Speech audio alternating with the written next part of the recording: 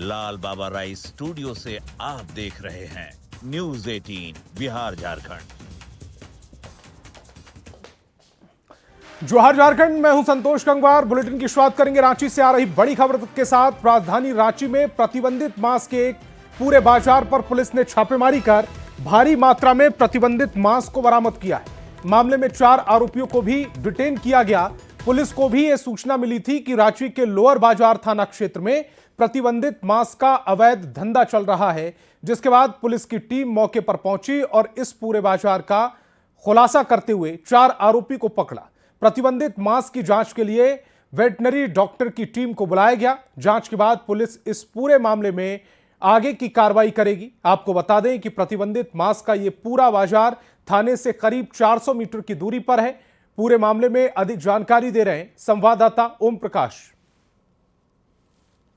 राजधानी रांची के लोअर बाजार थाना क्षेत्र में पुलिस के द्वारा बड़ी कार्रवाई की गई है। बता दें कि प्रतिबंधित मांस के खिलाफ ये कार्रवाई की गई है और पुलिस के द्वारा छापेमारी की गई है। मामले में 4 लोगों को फिलहाल डिटेन भी किया गया है और उनसे पूछताछ की जा रही है। तो वहीं काफ़ी संख्या में जो भारी मात्रा में है प्रतिबंधित मांस वो भी बरामद किया गया। फिलहाल इसे लेकर वेटनरी के डॉक्टरों को भी बुलाया गया है, जिसके बाद मामले की पड़ताल की जाएगी और तमाम जांच रिपोर्ट आने के बाद आगे की कार्रवाई की जाएगी। कैमरामैन प्रभाकर के साथ ओम प्रकाश, न्यूज़ 18 रांची।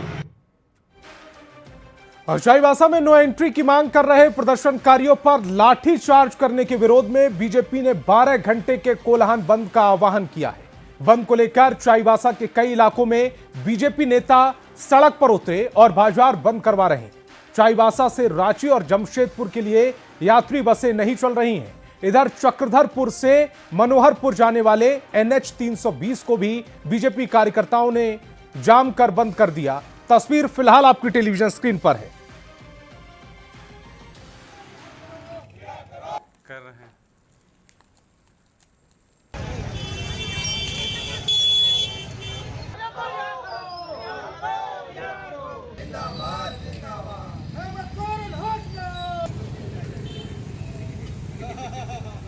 बराबर होते आ रही है। झारखंड सरकार की तानाशाही रवैया के चलते जिले दिन दुमका संताल परगना में जो सुरजा हंसदा का जो इनकाउंटर केस इसमें लगा हुआ है, हो सकता है यहाँ का भी 17 आदमी अभी तक लापता है। हो सकता है उन लोग को इनकाउंटर नहीं हो। इसके लिए भारतीय जनता पार्टी कोल्हान की ओर से पूरे कोल्हान का बंद आज रखा गया है। को जो आदिवासियों के खिलाफ शांतिपूर्वक जो आंदोलन कर रहे थे उसके खिलाफ जिला प्रशासन के द्वारा, झारखंड सरकार के द्वारा लाठीचार्ज किया गया। इसी खिलाफ आज बंदी का आह्वान किया गया। भारतीय जनता पार्टी इस पर आग्रह निवेदन करने के लिए निकली और आज पूरे चाईबासा और सरायकेला जिला पूरा बंद है, बंद रहेगा। इसी के लिए भारतीय जनता पार्टी जब तक 17 लोगों को जो गिरफ्तार किया गया है बिना शर्त रिहा नहीं करेगा, तब तक भारतीय जनता पार्टी आंदोलन करते रहेगी। और ये जब ये जेएमएम की सरकार आई है, तब तक ये पुलिस प्रशासन अपने निरंकुश होकर के हमारे आदिवासी भाइयों के ऊपर में लाठीचार्ज किया है। यह हर किस बर्दाश्त नहीं किया जा सकता और हम निंदा करते हैं इस लाठीचार्ज को। और चाईबासा से रांची और जमशेदपुर के लिए यात्री बसें नहीं चल रही। इधर चक्रधरपुर से मनोहरपुर जाने वाले NH 320 को सोनुआ में बीजेपी कार्यकर्ताओं ने घंटों जाम कर दिया। तो NH 320 की ये तस्वीरें जहां बीजेपी कार्यकर्ताओं ने जाम लगाया है, दुकानों को बंद कराया जा रहा है। नो एंट्री की मांग पर आदिवासियों पर जो लाठीचार्ज हुआ, उसके बाद बीजेपी कार्यकर्ताओं ने कोल्हान बंद का आह्वान किया और उसी का असर अब देखा जा रहा है।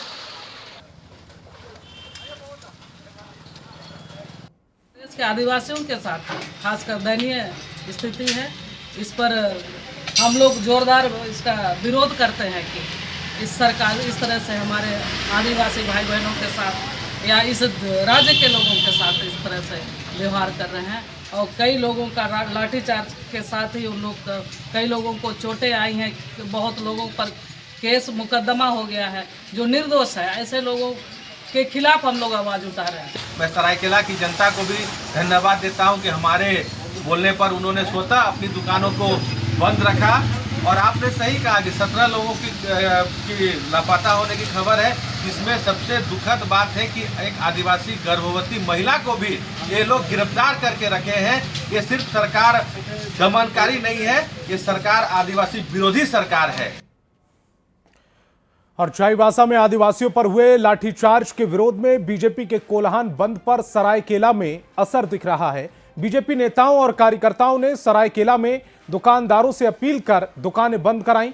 बीजेपी नेता मीरा मुंडा और उदय सिंह देव के नेतृत्व में कार्यकर्ता गैराज चौक और संजय चौक क्षेत्र में सड़क पर उतरे और लोगों से बंद का समर्थन करने की अपील भी की गई।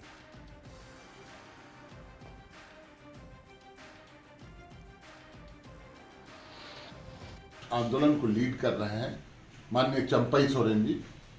मैं उनको सुझाव देना चाहूँगा कि वो जिस रास्ते पर चल पड़े हैं वो उनके लिए आत्मघाती होगा। आदिवासी समाज झारखंड का अच्छी तरह से समझता है, उनका रहनुमा कौन है। आज हेमंत सोरेन जी सत्ता में नहीं आते तो 20,000 आदिवासियों पर पत्थलगड़ी का केस हो चुका था, राष्ट्रद्रोह का केस हो चुका था। आपको राजनीति करना है तो राजनीतिक मैदान में आइए। आप राजनीतिक मैदान में मुकाबला नहीं कर पा रहे हैं तो आप तरह तरह के मुद्दे ढूंढ रहे हैं। आप कभी NH 220 को बंद करवाना चाहते हैं, जहाँ पे विकास हो रहा है उस विकास कार्य को रोकना चाहते हैं। तो इस तरह का काम ना करें। आपको राजनीति करना है तो राजनीतिक मैदान में आइए। और चाईबासा के डीसी चंदन कुमार पर पूर्व मुख्यमंत्री मधु कोड़ा भड़क उठे। डीसी के कक्ष में वार्ता के दौरान डीसी के एक बात को लेकर पूर्व मुख्यमंत्री ने कड़ी नाराजगी जताते हुए भड़क उठे। इस दौरान पूर्व मुख्यमंत्री और डीसी के बीच बहस हो गई। दरअसल आंदोलनकारियों पर लाठीचार्ज के मामले में पूर्व मुख्यमंत्री मधु कोड़ा मानकी मुंडा संघ और आदिवासी संगठनों के साथ डीसी से मिलने उनके कार्यालय गए थे। इस दौरान ज्ञापन सौंपने के बाद पूर्व मुख्यमंत्री और लोग डीसी से वार्ता करना चाह रहे थे, लेकिन डीसी जाने लगे। इसको लेकर पूर्व मुख्यमंत्री ने डीसी पर नाराजगी जताई, जिसके बाद बहस हो गई। नकारात्मक रवैया प्रशासन का होने की वजह से यह घटना घटा है। हम लोग ने पूछा था, 2 साल पहले लिखित दिया था यहाँ पर कि हम लोग नो एंट्री लागू करेंगे, नहीं होने की वजह से आज ये घटना घटा है। उसके पास में क्या कार्रवाई कर रहे हैं इस संबंध में कोई डी साहब का भी, एसपी साहब का भी इस पर कोई भी कार्रवाई नहीं होने की वजह से आज ये भगवान भरोसे छोड़ दिया गया यहाँ के लोगों को। रांची से बड़ी खबर मिल रही है। सभी जिलों में ब्लड बैंक की जांच की जा रही है। जामताड़ा समेत 4 जिलों में गड़बड़ी मिली है। 5 ब्लड बैंक की एलासा मशीन खराब मिली। चतरा, पाकुड़, जामताड़ा की मशीन खराब मिली है। साहिबगंज, देवघर में भी मशीन में खराबी पाई गई। स्वास्थ्य सचिव की कार्रवाई के बाद यह खुलासा हुआ। सभी ब्लड बैंक को ऑडिट करने के निर्देश दिए गए हैं। तो रांची से बड़ी खबर, सभी जिलों में ब्लड बैंक की जांच की जा रही है। जामताड़ा समेत 4 जिलों में गड़बड़ियां पाई गई हैं। 5 ब्लड बैंक की एलासा मशीन जो है वो खराब पाई गई। चतरा, पाकुड़, जामताड़ा की मशीनें खराब हैं। इसके अलावा साहिबगंज, देवघर में भी मशीन खराब पाई गई। स्वास्थ्य सचिव की कार्रवाई के बाद यह खुलासा हुआ। सभी ब्लड बैंक को ऑडिट करने के निर्देश दिए गए थे।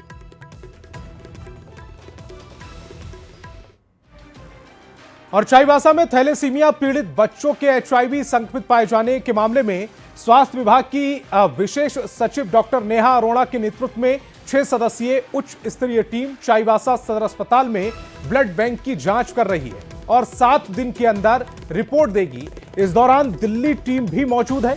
ज्यादा जानकारी दे रहे संवाददाता रूपेश प्रधान।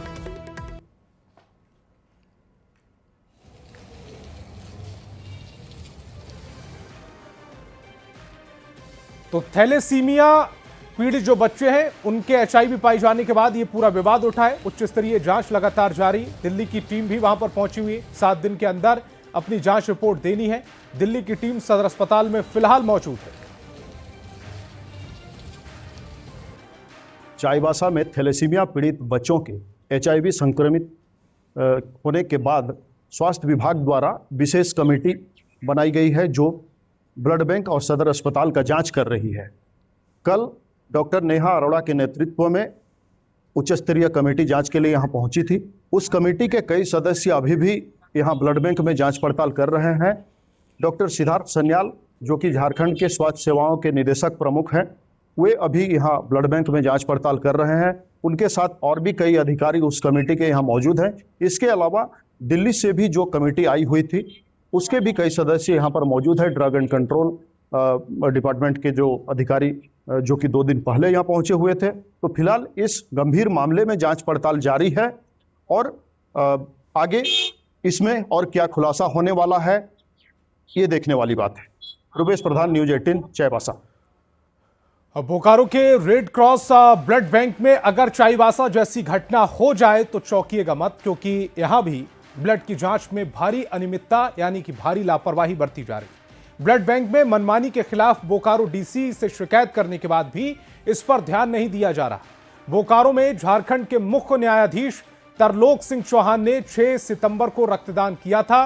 Blood donation red cross blood bank में यह किया गया। जब उनका ब्लड लिया गया तो ब्लड पैकेट में उनका ब्लड ग्रुप AB पॉजिटिव बताया गया, लेकिन जब जांच हुई तो उसमें स्टिकर AB नेगेटिव का लगा दिया गया। ऐसा ही एक दूसरे ब्लड डोनेशन करने वाले के साथ भी किया गया। बिना लाइसेंस के ही ब्लड बैंक में ब्लड लेने का काम किया जा रहा है। जानकारी के मुताबिक Indian red cross blood bank का लाइसेंस भी समाप्त हो चुका है। ब्लड बैंक में कोई डॉक्टर भी तैनात नहीं है। थैलेसीमिया पेशेंट को ब्लड देने में भी परेशान किया जा रहा है। दिन भर बैठने के बाद ब्लड नहीं दिया जा रहा। बात करने पर मारपीट और गाली गलौच की नौबत आ जाती है। लाइसेंस रिन्यूअल करने के लिए जो प्रोसेस था सब पूरा मैंने हम लोग कर दिए हैं ऑनलाइन, और मैंने जो भी सिस्टम होता है उसका जो भी मैंने डॉक्यूमेंट सब जमा कर दिया गया है। लाइसेंस इधर 1-2 महीना पहले ही जो है ये हुआ है, लेकिन उसके लिए पहले से प्रक्रिया जो होनी चाहिए थी वो सब कर दी गई है। नहीं, साल भर पहले तो हम लोग थे भी नहीं। मामला है कि 1 साल पहले यहाँ इंडियन रेड क्रॉस सोसाइटी का समिति का गठन हुआ था। गठन के बाद से ही वहाँ पर जो अध्यक्ष महोदय हैं उनके द्वारा बहुत सारी अनियमितता करी जा रही है। चाहे वो ठेकेदारी वहाँ अपना पर्सनल आदमी को करवाना हो, चाहे अपने आदमी की नियुक्ति हो, और अमर्यादित भाषा का प्रयोग करते हुए वहाँ के डॉक्टर को बाहर कर दिया गया, जो अभी तक बिना डॉक्टर के कैंप चल रहा है। ब्लड डोनेशन में भी जो अपने आदमी को रखे हुए हैं जांच कर रहा है वो भी गलत रिपोर्ट। चीफ जस्टिस साहब का भी जो ब्लड रिपोर्ट बना है वो भी गलत तरीके से प्रस्तुत कर दिया गया है। शिकायत के बावजूद भी कोई कार्रवाई नहीं हो रहा। तो ऐसे में आकर मैंने डीसी साहब को ज्ञापन दिया है, तत्काल कमेटी को भंग करते हुए उचित कानूनी कार्रवाई की जाए। क्या कर दिया ब्लड। और इस लापरवाही के बाद कई सवाल उठ रहे हैं जो उठना लाजमी भी है। मसलन ब्लड बैंक में लापरवाही क्यों बरती जा रही है, शिकायत के बाद भी कार्रवाई क्यों नहीं होती है, और बिना लाइसेंस के कैसे चल रहा है ब्लड बैंक। ये वो तमाम सवाल हैं जो हर कोई पूछना चाह रहा है। ब्लड बैंक में लापरवाही क्यों हो रही, शिकायत के बाद कार्रवाई क्यों नहीं होती है, और बिना लाइसेंस के कैसे चल रहे हैं ब्लड बैंक। इसके लिए कौन जिम्मेदार है। अगर कोई हादसा होता है या जो घटना घटी है उसकी पुनरावृत्ति होती है तो फिर जिम्मेदारी किसकी बनेगी।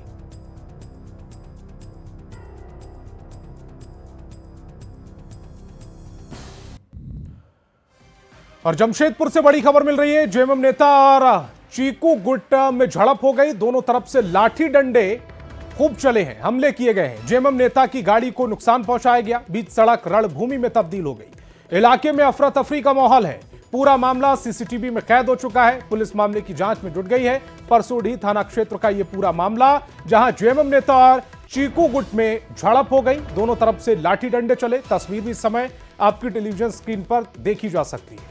जेएमएम नेता की गाड़ी को नुकसान पहुंचाया गया और ये बीच सड़क पर आप इस समय रणभूमि देख रहे हैं, जहां एक दूसरे पर लाठी डंडों से हमले किए जा रहे हैं। इलाके में इस घटना के बाद अफरा तफरी का माहौल है। पूरा मामला सीसीटीवी कैमरे में कैद हुआ, जिसकी फुटेज इस समय आप अपनी टेलीविजन स्क्रीन पर देख रहे हैं। पुलिस को जब इसकी जानकारी हुई, सीसीटीवी फुटेज उनके हाथ लगा, तो अब इस पूरे मामले में जांच की जा रही है। परसोडी थाना क्षेत्र का यह पूरा मामला बताया जा रहा है।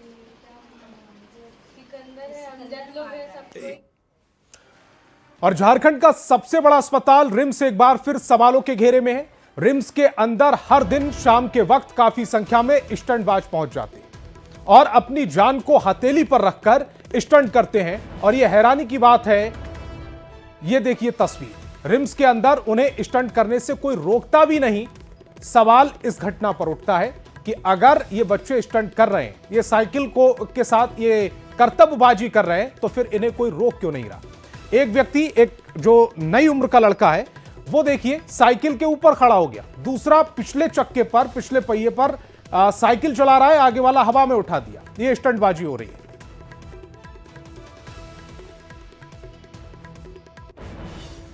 और ये जो तस्वीरें हमने आपको दिखाई, उस पर कुछ सवाल भी बनते हैं।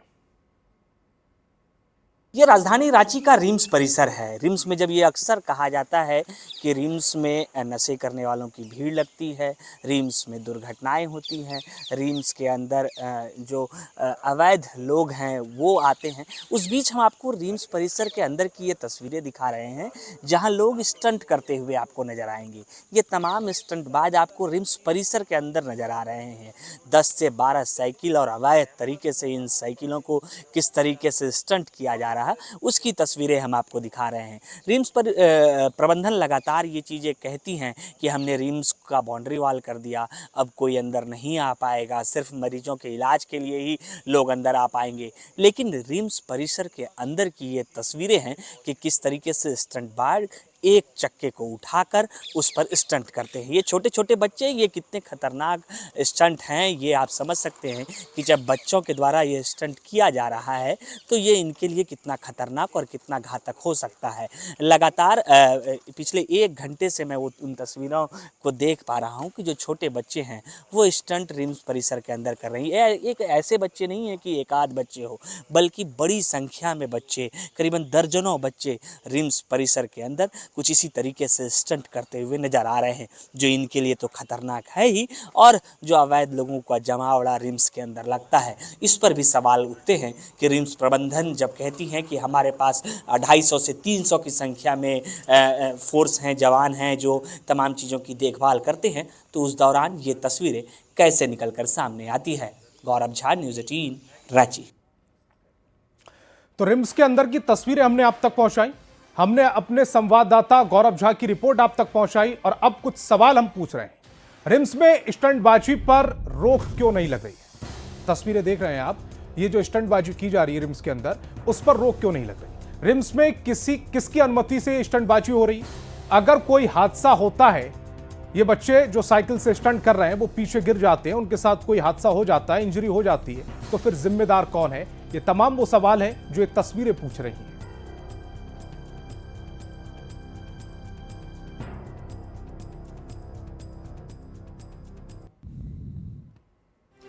और वक्त है एक छोटे से ब्रेक का।